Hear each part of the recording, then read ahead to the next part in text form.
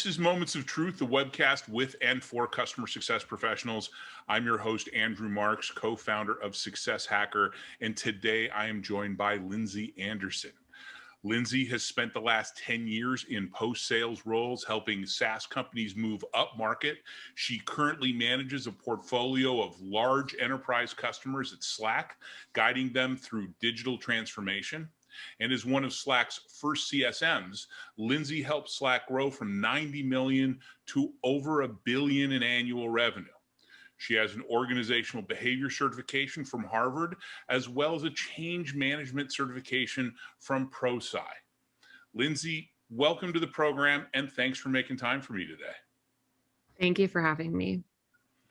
Now, an important element of making our customers successful is managing the change required for their users to adopt a new solution.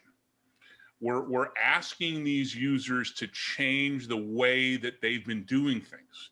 We're trying to either create or break an old habit, and that can be a very hard thing to do. And if we don't manage the change correctly, it's very easy for them to slip back into the way that they used to do things. So this is something that's been on my mind lately. We just did a mastermind webinar on this just this week. I want to dig deeper into that. I've been waxing poetic for years about driving adoption isn't a training exercise alone, right? It requires a change management mindset. So what's your take on that? Yeah, absolutely. In my experience, this is really the foundation of what customer success is about, and what our jobs are as customer success professionals is really helping to guide people through change. And I think at its core, change management is really the act of influencing people to do things differently.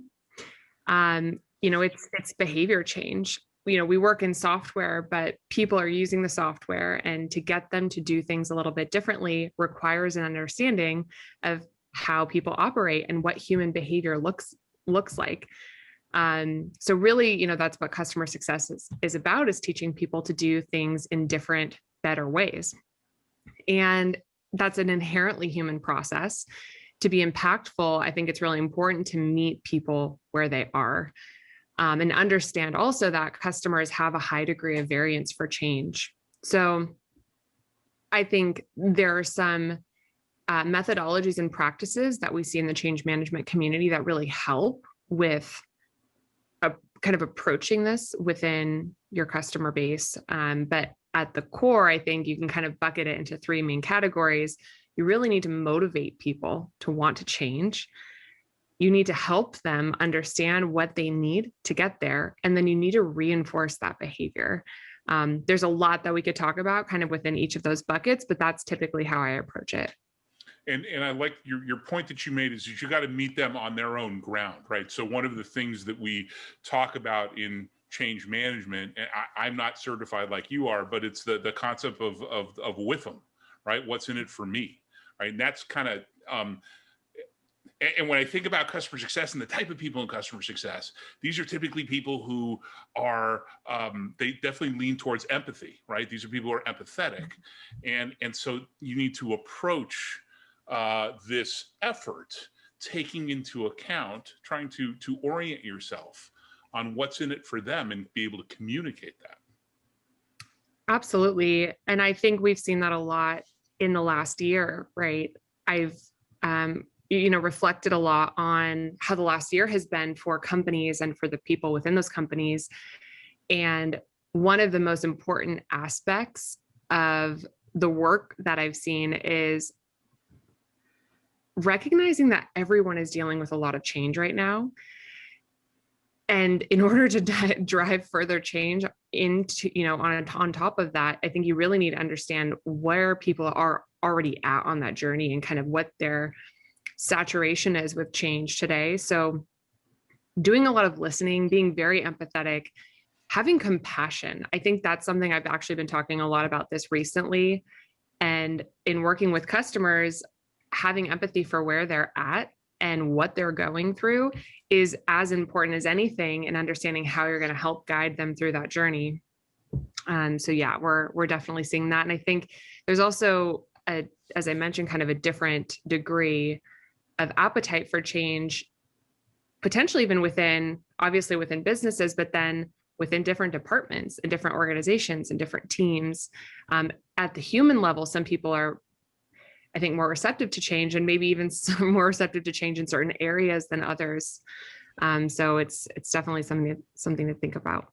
And I would imagine in your role at Slack, you see that's a big part of your job and your challenge. You get in through a department, and then it's all about how do I it's a land and expand. How do I expand this to other departments? Absolutely. I think when we approach launch, we do follow kind of a fairly standard change management process, right? So part of that is within the groups that you're working with. The key is to make them as successful as possible, because one of the biggest aspects of change management is celebrating wins. So you need those wins to be able to lean on to continue to drive and expand that change. So when I think about how we typically approach this, following even the ADKAR model, which is the model used within the ProSci certification process. ADKAR is an acronym that stands for. Remind us I'm familiar with it, but you want to remind us the acronym? Yes, absolutely.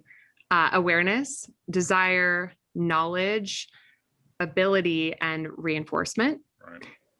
And I do lean on that quite heavily in my day-to-day work.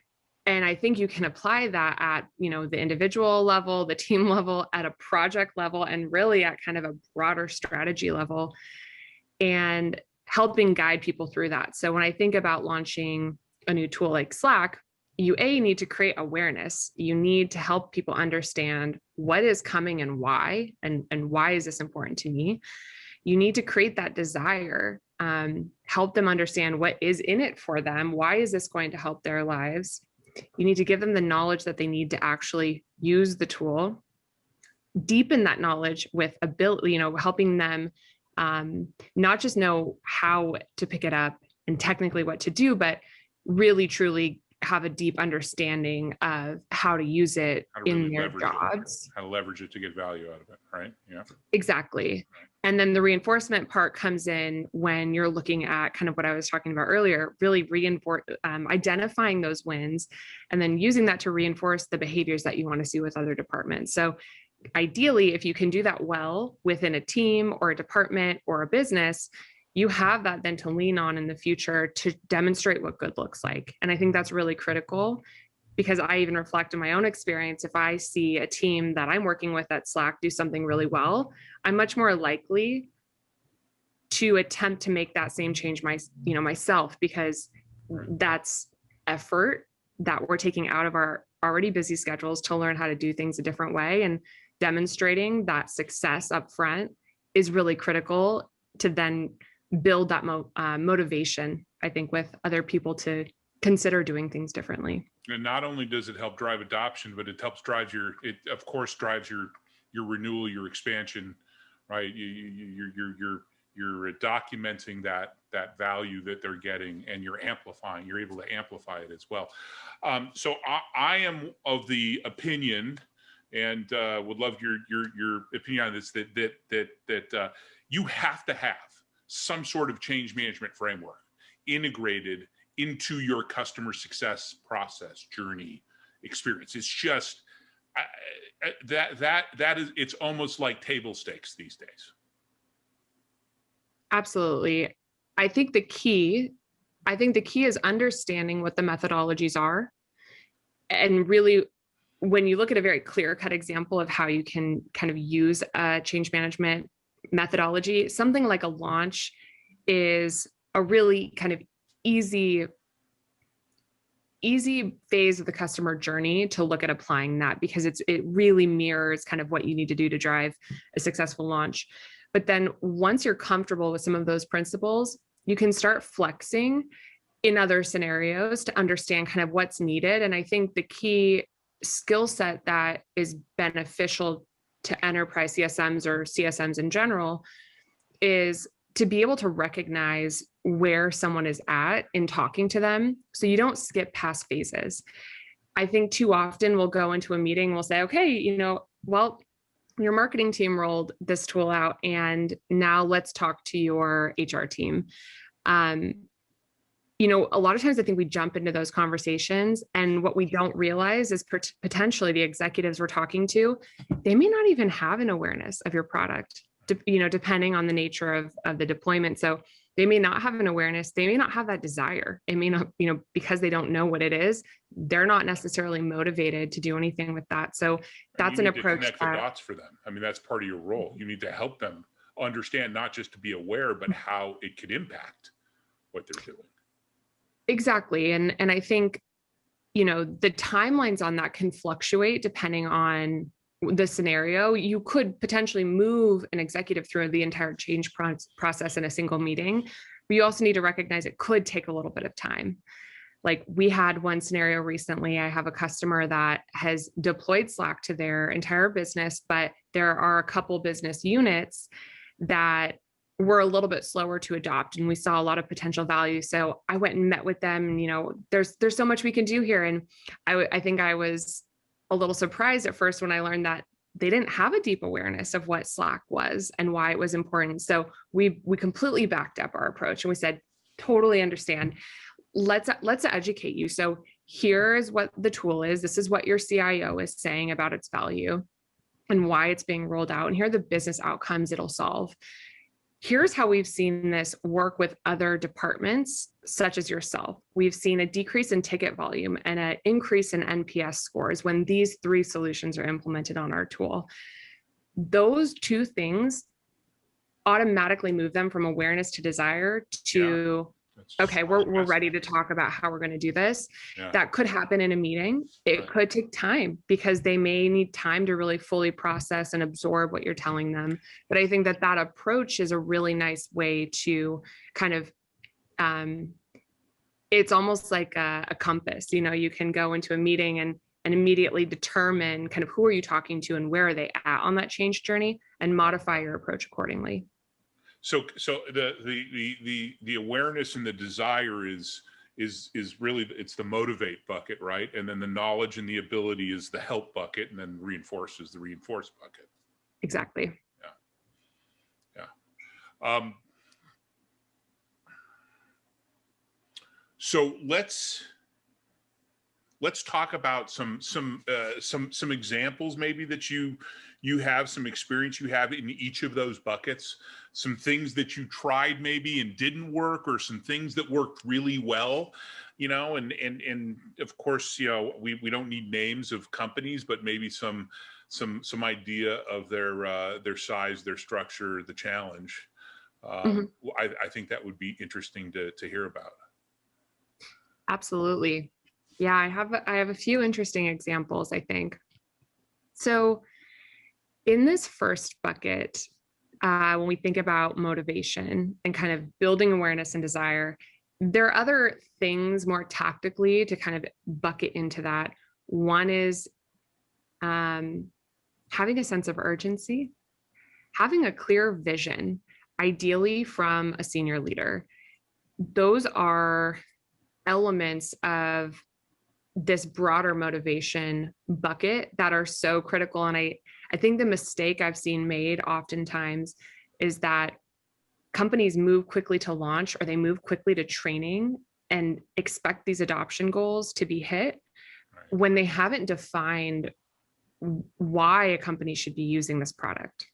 Yeah, and I also, in addition to that, I see a big mistake by customer success teams, assuming that they, as the CS team, can go in and drive the adoption. I mean, you talked about a clear vision set by the leader. There is you want to come up with a communications plan, a communications pyramid, which we use that tool, and we talk about the tool in our own change management training, because it's so important.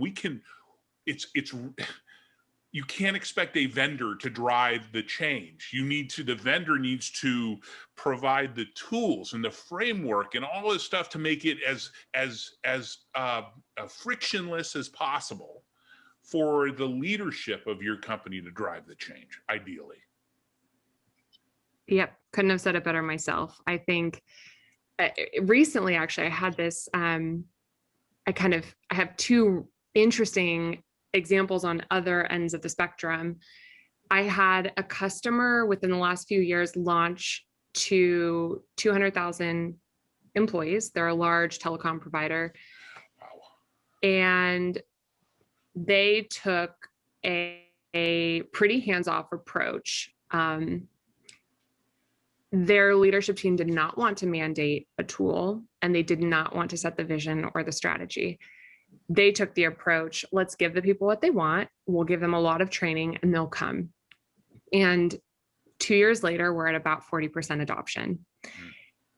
We have plans to evolve that. I'm actually quite confident in our plans now to bring us past some of our adoption target marks. We're looking at 50 and 75%. I think also when you start working with large companies, the adoption rate starts to fluctuate quite a bit, because when you're talking about that many employees, it really is like moving the Titanic, and things just take time. So understandable in a lot of cases.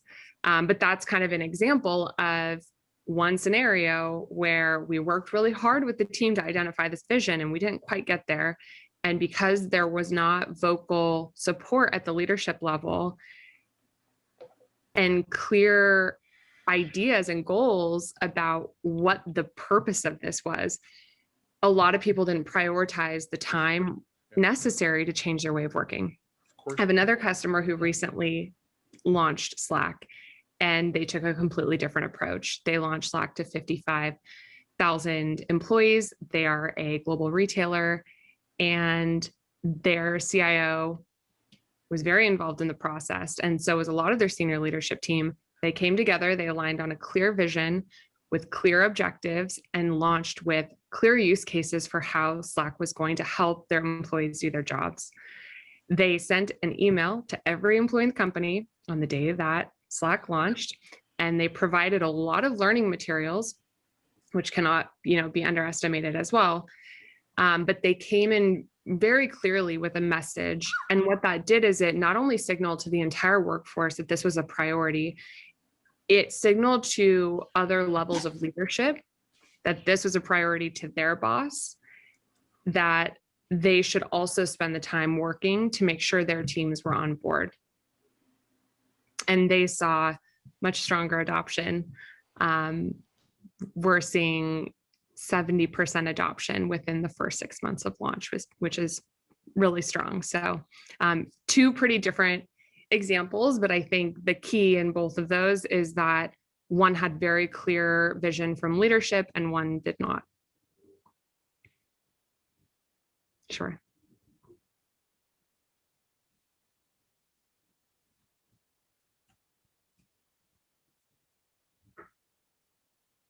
Okay. I'm going to be editing this. No worries. God damn. Sorry about that. Something went down the wrong pipe. I hate it. So I will regain my composure and my voice in a moment. It gives me an opportunity to have some water.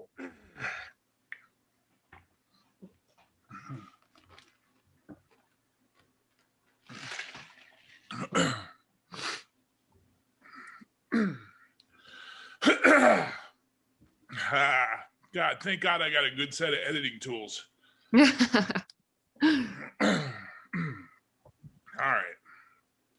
right. Okay, there we go. Woo! All right.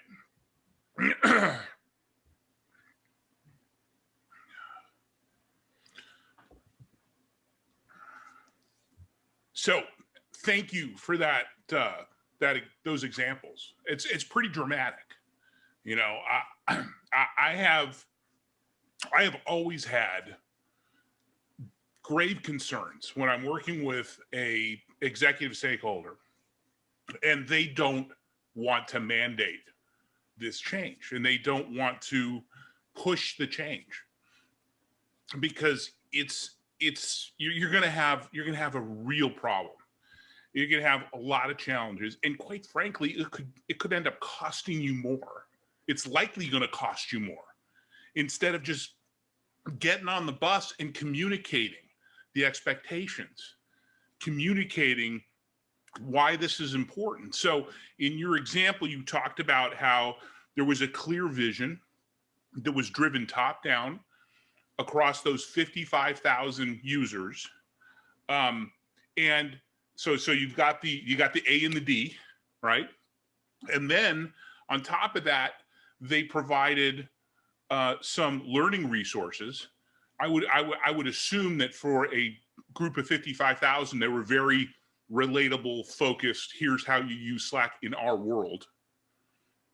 And then it's just a matter of getting the reinforcement piece down, which you did get through. You get through the line managers, right? So that they understood how important this was.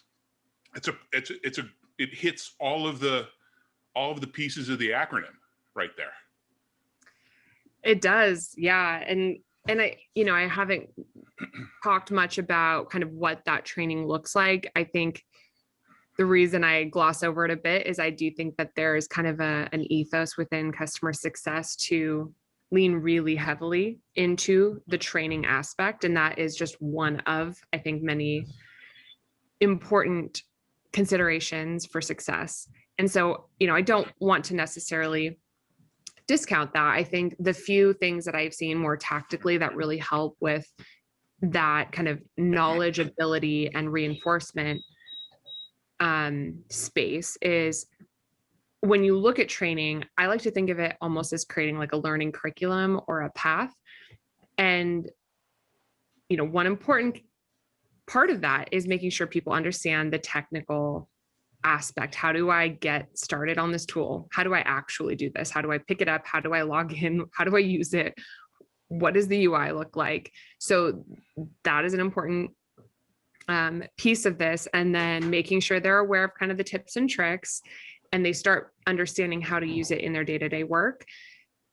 Once they're kind of educated on how to use that, I do really like the idea of starting to layer in workshops at a later date.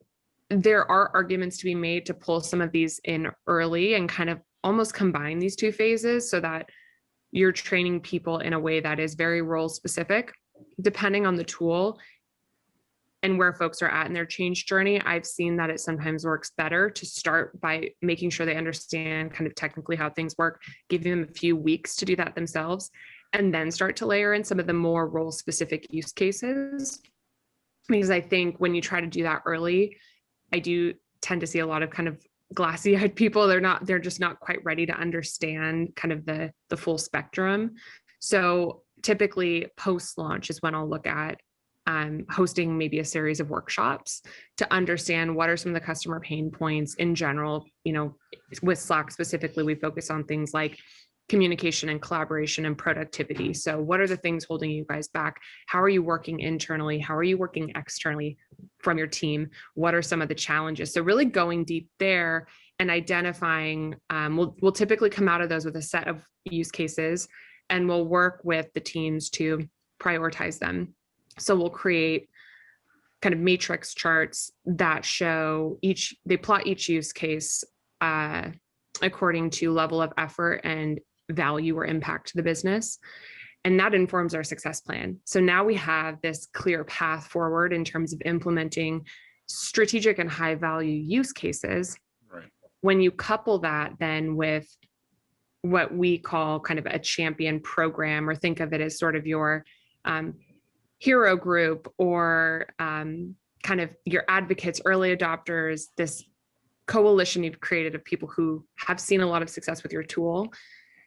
It's those things that continue to drive that reinforcement. And as long as you're celebrating those wins along the way, then it's very self-reinforcing. Yeah.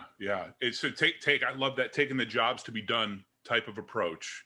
and creating these narratives that allow you to incorporate your solution into this very relatable use case makes it a heck of a lot easier for somebody to, oh yeah, I get this, I grok this, right? And yeah, and that, like you said, and if you pick out, which has always been one of my strategies, you pick out who those folks on the team, peers, that can be your power users and the people who are going to amplify this, the ones that are going to be the ones who are really excited. I was always looking for who in this organization can I cherry pick and then over index on them, training, support, everything, because once again, we can't do it as a vendor. They need to do it for us, but we should do everything we can to enable them. That just helps you grow that adoption organically. Absolutely. And I think that's part of the key in winning in the enterprise as well. As I've kind of moved up market in my career, the larger the accounts that you're building into, the more support is needed to drive change at scale.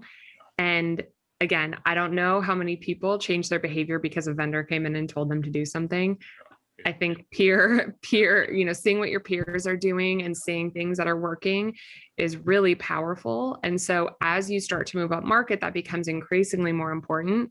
And you need to lean really heavily on this network really within your customer base or within your company that you're working with to help enable them to be the ones to go kind of continue following your change journey, help them bring awareness to the rest of their teams, help them build that desire and show what good looks like, and then help their peers understand that. And I think I've seen pretty informal versions of that, but I've also seen quite formal versions of that with one of the recent customers I just launched with. We trained 150 people at their company. This is the 55,000 person company. Right. These folks were made up of comms professionals, learning and development professionals, enablement, and in some cases, just change agents, people who are on their teams who are passionate about doing work more efficiently, better, that were interested in this. And we formally trained them on how to train on Slack. And so now we can lean on this network of 150 people who know the business, who know the company, who know the pain points, and they know their peers. And they're much more impactful when it comes to driving meaningful behavior change than we will ever be. Yeah, and not only that, it also has the added benefit of lowering the amount of support tickets and calls, and because they become essentially a built-in tier 1 support. Oh, I can't do this. Oh, let me show you, right? Which is why you over-index on the training and the support for them. It is especially for the enterprise, and I have a lot of experience myself dealing with huge enterprise companies. I would not have been as successful as I was if I didn't leverage that type of strategy. Absolutely. And it's interesting too. I think there was a point in my career where maybe I kind of felt bad, we're asking these people to do so much for us. They're our advocates. They're driving all this change. But I've found that if you do it well and you really treat it like a joint partnership with these folks, there is a lot of value in this for them as well. I have seen a lot of people get promoted in their careers. These change agents, these folks are typically hungry. They're passionate about the area of change that you're offering them, whether you've got an analytics tool or a productivity tool. If you can align with things that are interesting to them and you're helping them help their teams, they get recognized and they get promoted. And then there's a lot to be, a lot of value to be had there, both for your business, but then for them internally, they're now known as, up leveling their team and doing something better and differently. And I think finding those change agents allows you to go so much further together and everyone wins. Well, you're playing the ego card. You're raising their profile in the organization. And that is it's a tried and true strategy. Help me help you be successful. And it works whether you're talking to the executive stakeholder who signed off on this new solution, and you're driving value down to that individual end user that is somebody who can influence, and that you need their help to help drive adoption. It's just it's a fool's errand to try and do it yourself, right? More times than not, you will fail. A lot more times than not, you will fail. Well, you're also just one person. So I think that's the other way to think about it is how can you scale your time effectively? How can you be, ruthlessly prioritize? And I would love to be able to meet with all 200,000 employees at customer A. I don't have that kind of manpower. And so the best thing I can do is help them create an infrastructure so that they can be self-sufficient. And I really think that at the end of the day, that's, I will feel like I did an amazing job if my customers don't need me anymore, because they've got everything they need to help themselves. That I think is the end goal. I think that might take a long time to get to that point with customers, get them to that level of sophistication and maturity. But I think it's a great kind of goal, because in that case, it's a goal, but you're never going to get there though. There's always going to be a need. Right. As long as engineering builds product that isn't infallible, there will be a need for customer success. Right. Right. Yeah, I don't think we'll truly be able to manage ourselves out of a job, but no, not at all. An interesting. Yes, it is a noble objective, but it will never be reached, and we don't want it to be reached. And this is why customer success as a profession is just exploding. Excellent. Well, I think to your point too, once we've got a lot of the foundation there and folks are fairly self-reliant, really what that does, it doesn't actually manage us out of a job, but it does free our time up to be much more proactive and strategic. Yes. And I think that's where, coming back to your conversation around land and expand and where we can add value, even if everyone has adopted your tool, that doesn't mean they're done. Yeah. There's still so much value to be had. And I think that's what we'll start to see as we project forward and look at customer success 5 and 10 years from now, is that there will be a really heavy emphasis on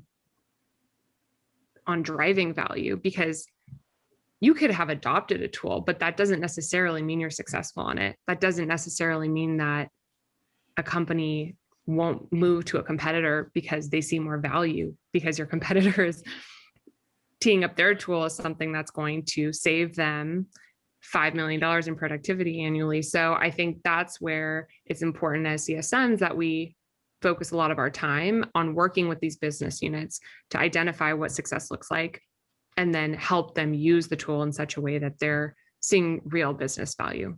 Yeah, for sure. And with those people that you have supported, that you have raised their profile, that you've helped promote into other organizations or out of the organization to another company, those are all could all be greenfield opportunities for you, right? And even if you've elevated them and they've stayed in their current role, they also can act as kind of they're your boots on the ground. They can act as a listening post for you, because a big part of we don't when we're not physically sitting in the offices of our customers, we could have watermelon accounts where it's green on the outside but red on the inside. We don't know, right? Unless we have these listening posts. And in managing account relationships course that we teach, we talk about this notion of an influence plan, right? Sitting there and writing down, who are the people that I have in this organization that I can leverage to understand what's going on, what's keeping them up at night, that I can bounce ideas off of to potentially drive additional value, before I take it to an executive stakeholder. And all you create that situation when you do things like this, when you elevate them, when so it's a win-win, right? Absolutely. Yeah. I love that I have not heard that term before, the listening posts. And I love that. I think and the influence plan, I think it's pretty, standard stakeholder mapping and relationship management, understanding what is the business structure look like? Where, what groups are most influential, which ones are not? Who are your true stakeholders? Who are the most important people to keep happy? Who's going to be able to give you the information that you need? And who's going to be able to help you when you need to get things done? Yeah. I think that's the interesting aspect of the influence plan, because the reality is you need people at every level. Yes. So I have one customer, and our stakeholder or influence plan targets several areas. And we've got people at every level who we look to for different things. So we have people kind of at the project level. We would consider them sort of our core champions. And then we target senior managers as our sponsors within certain business units, because at this particular customer, and this will vary depending on who you're working with, they typically have both the they have situational awareness at the right level of the business to be able to understand what is and is not meaningful to the business, and they have a fair amount of influence. So they're the ones who get things done. When you get to the director level, they can also really help when it comes to expanding outside of their team and when you need cross-functional support. But typically, they're not the folks that will go to give us a lot of information about what's happening on the ground. They expect a readout. They expect us to come to them with, here's my scenario and here's my ask. Here's what I need from you. And so they're very helpful when it comes to supporting us in those asks, but really understanding what is their level of influence, what are they most likely to be able to help you with, and being very clear about what you need from them to help them is I think a really solid approach. From there, you have kind of your executive stakeholder plan, and that will look a little bit different. You may get really lucky and have a leader who is very engaged in the day-to-day with you and can give you a lot of that feedback, but we typically lean on folks further down throughout the organization to give us a lot of that information. But then we will typically, and I've started playing with this concept that I'm calling kind of a steering committee, try to bring these folks together from different organizations to meet and kind of align on the plan that then gets pitched back to their leaders. And it seems to be working really well. And that's really important, because you need to, it's always a red flag to me when when we're misaligned, right? Mm-hmm. When the executive stakeholders' desired outcome doesn't align with the objectives that have been set for the people below that executive stakeholder. So we need to make sure that we're all in alignment, right? And everybody's kind of marching in the right direction. Otherwise, mm-hmm. it's going to be a goat rodeo. Absolutely. Yeah. It will definitely be a goat rodeo. I love that term. It is. Yeah. I throw definitely a goat rodeo alignment. You like herding cats, right? Mm-hmm. Yeah. And it's easier said than done. I mean, that act in and of itself could be a full-time job, depending on the size of the company that you're working with. And that is truly the way that you kind of get things done. You need, again, even everything that goes through this process kind of follows that same change management process that we've talked about. Kind of need to, we sometimes internally will even just refer to it as, well, we got to socialize this first, so we can get the buy-in, which requires us to help people understand what's in it for them and how they can help. And then they want to help. So it's kind of, everything is a little bit of this cyclical motion. But it all kind of starts with socializing it and getting buy-in from the people who are really going to be moving this forward, asking for help where needed, and being explicit about what we need from them for them to see this change happen, and then celebrating the wins when they happen, because if we don't have those, people won't be incentivized to keep going. I think what it really boils down to is, because this is not easy, what it really boils down to is you got to have a plan. Mm-hmm. Right. And you got to have a plan, and you need to approach things like this with some sort of methodology, some sort of framework that is focused on change, on addressing mm-hmm. change, on educating on the change, on reinforcing the change. I mean, that you got to have a plan. You can't, it's not whack-a-mole. You can't wing this, right? You might be able to wing it, and you might be successful on occasion, but more times than not, you're gonna fail, and you're gonna wonder, why do I only have 40% of my my users adopting this product after 3 years. So planning, so important. So important. And I think we know, things will come up. They will always come up. The blocking and tackling is there, but that's why it's so important to have the plan, because you can deviate from the plan, but you need to be able to come back to the plan. If you don't have a plan, you have nothing to come back to. So you're kind of just swimming in the dark and playing whack-a-mole. Whack-a-mole, exactly. Treading water. Here, I'll throw some more out there. No, I'm done. I'm done. Lindsay, thank you so much. It was great talking to you today. Love the conversation. Like I said, I love change management and love the stories and the best practices, and great to see you. My best to Brian, and good luck, and we'll talk soon. I would love to have you back on the program again. That would be amazing. Thank you for the conversation. Yeah, thank you.